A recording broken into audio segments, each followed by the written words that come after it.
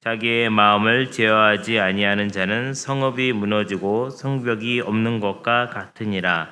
잠언 25장 28절 말씀. 아멘. 이 마음을 제어한다는 게 굉장히 중요하죠. 예전에 사람들은 이렇게 사람들끼리 모여서 살았는데 모여서 살다 보니까 자신들이 보호를 받아야 되겠죠. 그러니까는 성벽을 이렇게 쌓게 됩니다. 성벽을 쌓으면 다른 사람들이 공격을 못하니까요. 우리도 집을 지으면 담을 쌓죠. 근데 예전에는 담이 없이도 살던 시절이 있기는 있었다고 그러죠. 그래서 이제 어떤 어르신이 집을 지었는데 옛날 생각을 한 거예요. 담을 안 짓고 살았더니 도둑이 들어왔고 도둑이 들어와서 사람이 다치는 일이 생겼다. 그 뉴스에 나온 적이 있었어요. 그 하는 말이 이 어르신이 옛날 생각해서 옛날에 그렇게 정겹게 살던 걸 생각해서 담을 안 쌓았는데 그랬더니 도둑이 들었다. 그러면서 앵커가 뉴스에서 얘기하는 걸 들은 적이 있거든요. 그런 게 이렇게 자신들의 삶을 살아가는 데 있어서 마음을 지키지 않고 절제하지 않는 자는 무방비로 노출이 되는 거예요. 나는 내가 지금 강한 자라고 생각해서 내 마음대로 행동을 하거든요. 그러면 무방비가 되는 겁니다. 절대로 여러분 내가 조금 더 강하다, 조금 더 유리하다 생각해서 함부로 칼자루를 쥐고 흔드시면은 안 됩니다. 나는 칼자루를 잡고 있다고 생각하지만 칼끝을 잡고 있을 수도 있어요. 흔들수록 내가 다치는 거예요. 흔들수록 내가 더 심각한 상태로 빠지게 되는 겁니다. 그래서 아무도 나를 제어할 사람이 없을 때가 위험한 거예요. 교통사고가 나가지고 보통 이렇게 보험회사에서 나오잖아요. 보험회사에서 그거 사고 처리하시는 분들 얘기 들어보면 차가 막힐 때는 졸다가 앞차를 박는 일이 생기긴 하지만 차가 막힐 때는 가끔 졸다가 박기도 하잖아요. 잠깐 졸았는데 탁 부딪히잖아요. 근데 아무도 없을 때가 더 사고가 많이 난다는 거예요. 왜냐면 아무도 없으니까 마음대로 막 달리잖아요. 새벽에도 아무도 없으니까 막 달리잖아요. 내 시커먼 옷을 입고 누가 쑥 나올 수도 있다는 거죠. 그러면 다치고 차가 갑자기 골목에서 쑥 나올 수도 있잖아요. 그러니까 아무도 없을 때일수록 더 조심해서 다니셔야 돼요. 아무도 없는데 골목이 있고 뭐가 나올 것 같다. 그러면은 주저함없이 빵 한번 울리고 가시면 상대도 알겠죠? 그러니까 가끔은 소리를 내는 게 상당히 중요합니다. 그래서 그렇게 다니는 게 중요한데 오늘 이렇게 지혜는 말과 마음을 지배하는 힘이라는 제목으로 말씀을 전하겠습니다. 지혜가 나의 말, 나의 마음을 지배한다는 거예요. 예. 자, 그래서 우리가 지혜를 아는 것이 굉장히 중요하지만 아는 것보다도 중요한 거는 요즘 사회에서 더 중요한 건 뭐죠? 어떻게 행동하느냐, 어떻게 말하느냐, 무엇을 말할 것이냐가 상당히 중요합니다. 예전에는 혼자 살아도 되는 사회였어요. 근데 요즘은 혼자 사는 거 아닙니다. 다른 사람이랑 같이 사는 겁니다. 그래서 요즘에는 가장 불리한 사람은 어떤 사람일까요? 카톡을 안 하는 사람이죠. 카톡을 안 하면 도대체 알릴 방법이 없어요. 카톡을 안 하면 알 수 있는 방법이 없습니다. 예전에는 이렇게 전화 걸어서 알려주고 그러는데 우리 청년들도 예배위원이든지 뭐 담당하는 사람이 있으면 카톡에 한 줄 올리면 끝이에요. 안 한다고 알려주지 않습니다. 이 사람이 아나 모르나 하긴 안 해요. 카톡에 올렸으니까 당연히 알 거라고 생각하는 거예요. 그래서 요즘에는 이렇게 빨간색으로 1이 딱 뜨면 빨리 찾아봐야 됩니다. 아무도 안 가르쳐 주기 때문에. 그래서 나이 드신 어르신들도 카톡을 하셔야 돼요. 만약 안 할 것 같으면은 할 줄 아는 사람한테라도 가끔씩 물어봐야 돼요. 혹시 무슨 얘기가 떴어? 뭐가 이슈 없슈? 이렇게 물어봐야 된다는 거예요. 그러니까는 각자 자기가 할 수 있는 방법으로 정보를 자꾸 들어야 되는 거죠. 예. 근데 또 이제 눈치 없이 자꾸 뭐 올리면은 쫓겨납니다.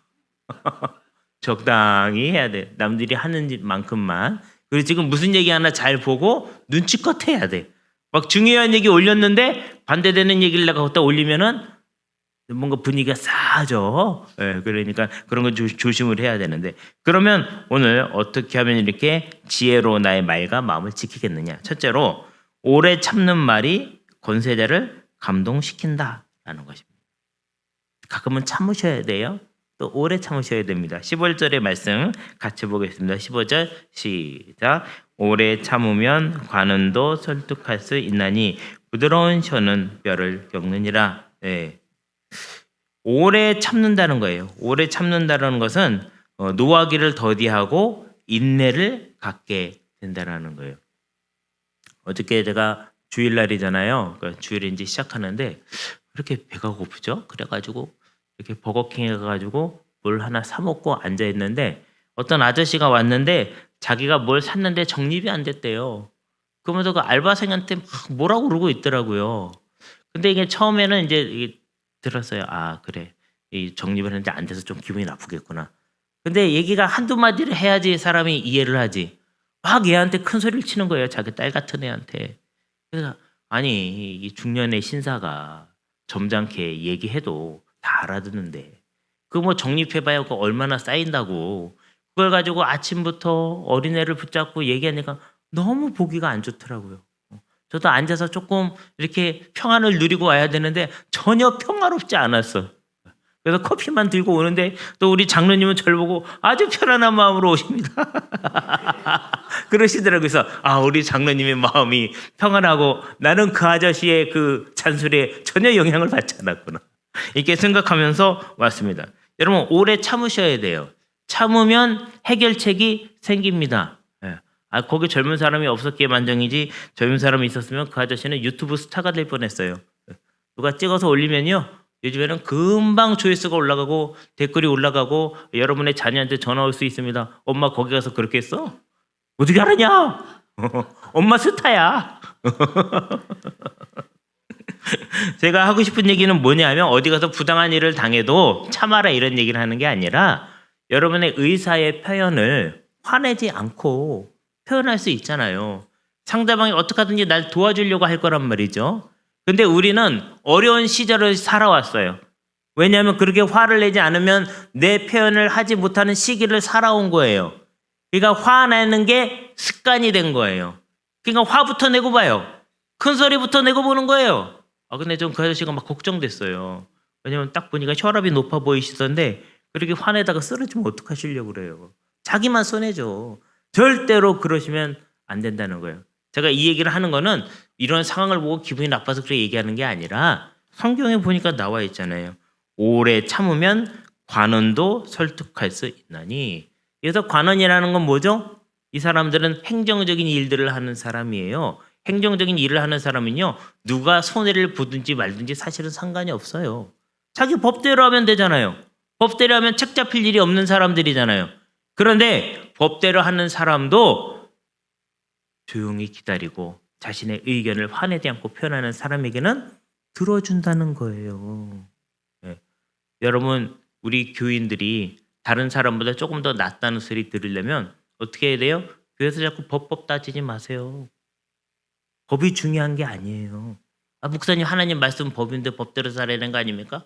아니, 그거는 남자들이 죄송합니다 남자분들 남자들이나 그렇게 사는 거예요. 제가 무슨 얘기를 하는 거냐면 사람들이 여성들은요 관계를 중심으로 해서 자신의 모든 것들을 결정하고 성장을 합니다. 그래서 남자애들은 사춘기가 되면 어떻게 하죠? 문을 닫고 들어가 버려요. 여자들은요 관계를 유지하면서 문제를 해결하려고 합니다. 그래서 엄마들은 절대 아들이 이상하다고 생각하시면 안 돼요. 그게 정상이에요. 남자들은 무슨 직장에서 문제가 있으면 집에 와서 뭐 하시죠? 가서 뭐 하시죠? 테레비 봅니다. 그렇죠? 말 시키면 짜증납니다. 이게 생긴 게 다른 거예요. 근데 그런 남자들과 오랫동안 생활하신 여자분들은 법을 지키는 게 잘한 거다 생각해요. 아니에요. 관계를 지키면서 유지하면서 나가는 게 잘하는 겁니다. 그러니까 여성과 남성이 달라요. 특히 교회는 어떻게 해야 되나요? 교회는 최후의 보루예요. 교회에서도 용납받지 못한 사람은 더 이상 갈 데가 없습니다. 어디 절에 가야 되나 그러면? 어디 가야 돼요? 성당 가야 되나? 성당은 그나마 좀 나은 것 같기도 하고. 그러니까 관계가 끊어진 사람은 어디 가겠어요 이제. 이거랑 똑같은 거예요. 여러분이 집에 갔는데 집에서 아무도 나를 받아주지 않고 집에서 나를 괴롭히거나 힘들게 하면 그래서 비행 청소년들은 대부분 가정 환경이 안 좋아요. 집에 들어가도 받아줄 사람이 없고 집에 들어가도 대화할 사람이 없으니까 자꾸 바깥으로 다 문제가 생기는 거고, 소년원에 갔다 와도 또 집에 가면 똑같으니까, 그래서 그룹홈이라는 걸 만들어서 그 청소년들을 받아주고 있거든요. 그래서 부산에 있는 어떤 판사님은 그런 걸 많이 본 거예요. 청소년들을 재판하면서. 그래서 자기가 홈을 만들었어요. 그래서 청소년들을 받아주고 그 청소년들의 부족한 점을 채워주려고 하는 거예요. 교회는 그런 곳이 되어야 됩니다. 죄인이 와도 이것에 들어오면 변화를 받고 용납받을 수 있는 것. 여러분의 가정을 그렇게 만드시기를 바랍니다. 교회를 그렇게 만드시기를 바랍니다. 예, 그렇게 안 하신 분들은 오늘부터 회개하시고 그렇게 하시기를 바랍니다. 누가 대답 하나 드리려고 했는데 아무도 없네. 우리 교회는 좋은 교회인가 봐요. 네. 둘째로, 자제하지 못한 말과 행동은 관계를 해치게 된다라는, 여기 공감될 만한 구절이 여러 개 나와 있는데요. 몇 구절을 읽어보겠습니다. 17절 시작. 너는 이웃집에 자주 다니지 말라. 그가 너를 싫어하며 미워할까 두려우니라. 네. 친하다고 자꾸 자주 가지 마세요. 어느 날 표정이 안 좋으면 나 싫어하는 거예요. 네. 18절 시작. 자기의 이웃을 쳐서 거짓 증거하는 사람은 방망이요 칼이요 뾰족한 화살이니라. 이건 뭐 당연한 거겠죠. 거짓 증거하면 안 되겠죠. 목사님, 저는 거짓말한 거는 아닌데요, 원래 있었던 말 한 건데요, 그런 말도 하지 마세요. 웬만하면 말은 그냥 옮기지 마세요. 그래서 무슨 말 들은지 기억 못하는 사람이 좋은 것 같아요. 저도 무슨 말 들은지 잘 기억을 못하거든요. 그러니까는 뭐 누구 욕하고 싶으면 저한테 와서 욕하셔도 돼요. 잘 기억을 못해요, 무슨 말 했는지. 근데 얘기한 사람은 기억해. 그래서 저 사람이 자꾸 욕을 하는 사람이구나. 이거는 기억하지만. 네. 19절 시작. 환난 날에 진실하지 못한 자를 의뢰하는 것은 부러진 이와 위골된 발 같으니라. 굉장히 내가 어려운 일을 당했는데 진실하지 못한 자를 딱 믿어요. 그러면 안 돼요. 사람은 진실해야 됩니다. 자, 그리고 20절의 말씀 시작. 마음이 상한 자에게 노래하는 것은 추운 날에 옷을 벗은 것 같고 소다 위에 식초를 부은 같으니라. 이 얘기는 뭘까요? 누가 마음이 상해서 왔어요. 그러면 좀 이렇게 들어주는 척이라도 하셔야 되는 거예요. 누가 내 남편 때문에 너무 힘들어, 이런 얘기를 하는데 그 앞에서 노래를 부르는 거죠. 아유, 우리 남편은 아주 착한데. 목사님, 저는 거짓말을 못해요. 아니, 그 얘기가 아니잖아요 지금. 이 말이, 아유, 우리 애가 너무 말을 안 들어서 큰일이야. 우리 애는 말도 잘 듣고 공부를 잘해. 근데 어떻게 하자는 거예요? 대화를 하자는 거예요? 말자는 거예요? 그죠? 네. 그래서 그런 사람은 어떤 사람이냐? 소다 위에 식초를 부은 것 같다. 소다 위에다 식초를 부어보세요. 어떻게 되나? 이산화탄소가 발생해가지고 부글부글 끓고 하나 팡 터지게 되죠? 내가 지금 그렇게 하고 있다는 거예요. 그러니까 위로라는 건 뭐냐 하면, 내가 그거랑 전혀 반대되는 상황이나 말이 있어도 한번 공감해 주는 거예요. 공감.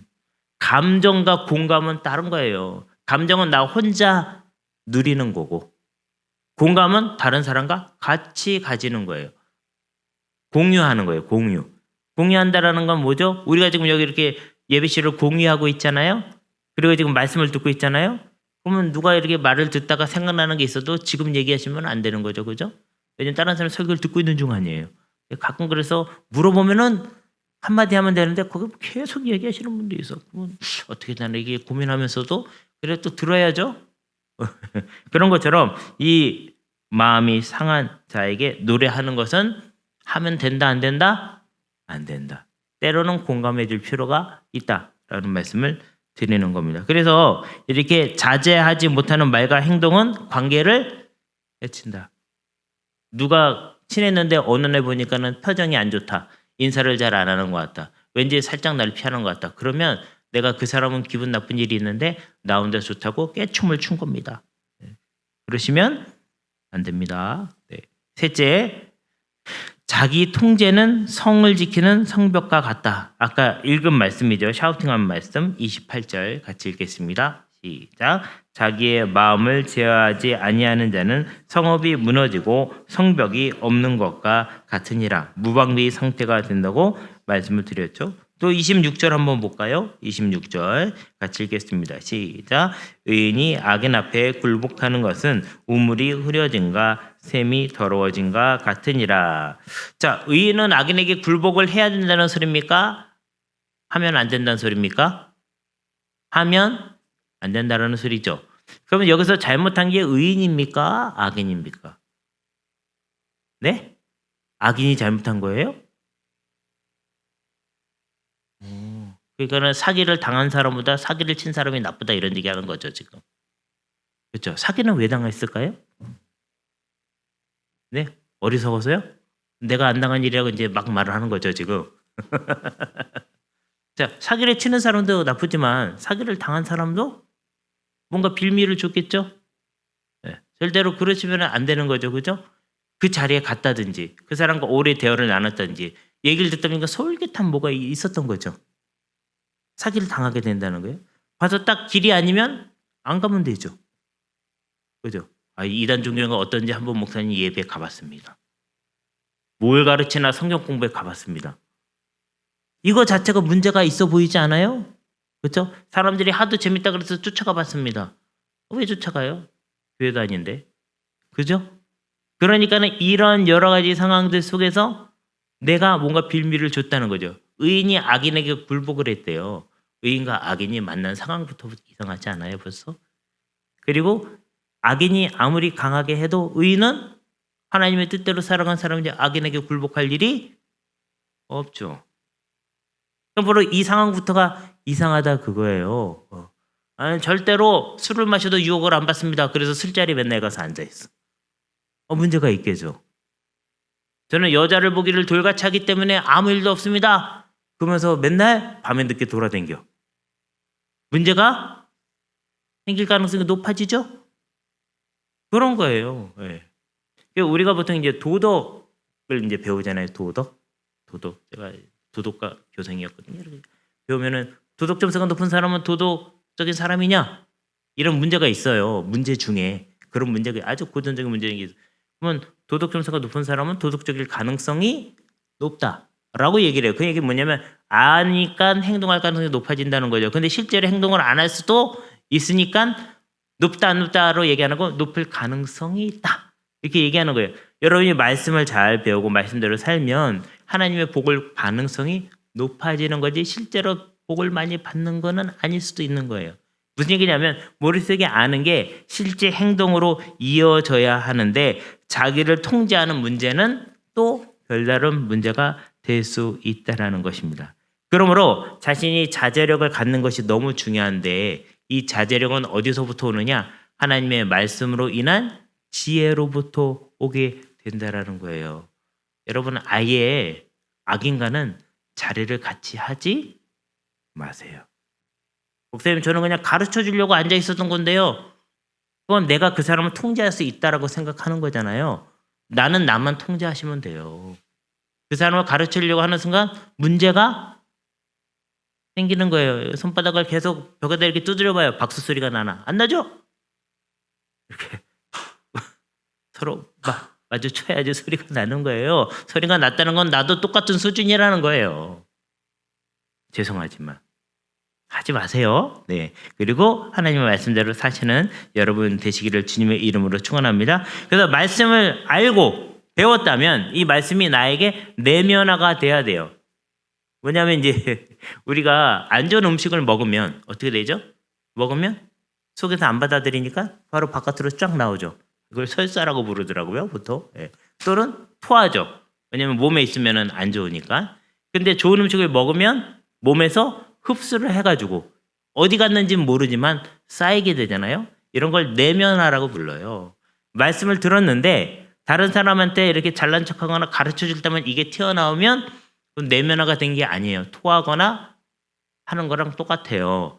그 대신 내 몸에 들어가는데 어디 있는지 모르지만 그 말씀대로 살아가요. 그러면 완전히 나에게 소화가 된 거죠. 절제를 한다는 것은 말씀이 완전히 소화가 돼서 그 말씀대로 살아가는 겁니다.